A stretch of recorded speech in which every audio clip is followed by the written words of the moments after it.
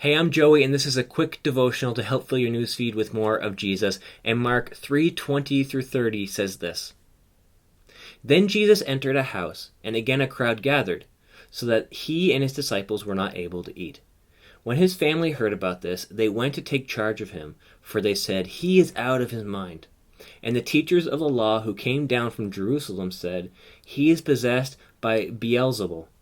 By the prince of demons he is driving out demons." So Jesus called them over to him and began to speak to them in parables. "How can Satan drive out Satan? If a kingdom is divided against itself, that kingdom cannot stand. If a house is divided against itself, that house cannot stand. And if Satan opposes himself and is divided, he cannot stand. His end has come. In fact, no one can enter a strong man's house without first tying him up. Then he can plunder the strong man's house. Truly I tell you, people can be forgiven all their sins and every slander they utter, but whosoever blasphemes against the Holy Spirit will never be forgiven. They are guilty of an eternal sin."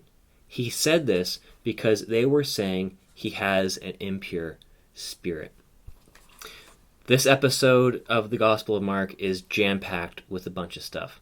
So we know that Jesus is with his disciples and there's a crowd, and Jesus' family is saying he's out of his mind, what he's saying. So his family didn't even believe him at this point in the story.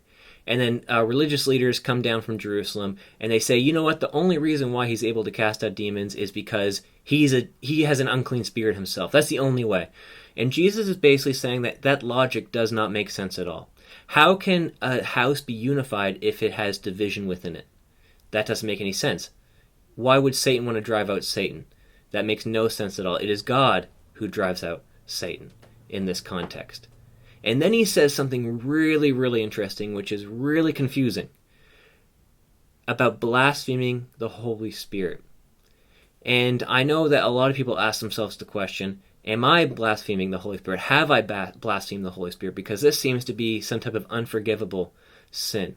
But what I want to say is that this is very context-specific with what is happening in the Gospel of Mark. And we know that through the very end of this verse and this passage, where Jesus says that he said these things because they said that he has an unclean spirit, that he is actually an evil spirit. And what does it mean to actually blaspheme the Holy Spirit? What it means is to look at the grace and the activity of God and to reject it so much to the point that you are attributing what is good to actually what is evil. So God's kingdom being here on earth is good, but the religious leaders are attributing that to an evil intention, an evil purpose. God's Holy Spirit is great, but an unclean spirit isn't good.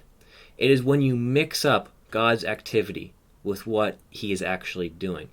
So the religious leaders, I'm assuming in this story, knew that God was up to something, but it was shaking up the status quo. They knew that God's grace was doing something new and something crazy and something awesome. But despite that evidence, they chose to reject it and to attribute it to an unclean spirit. And that is what it means to blaspheme the Holy Spirit in the context of the Gospel of Mark.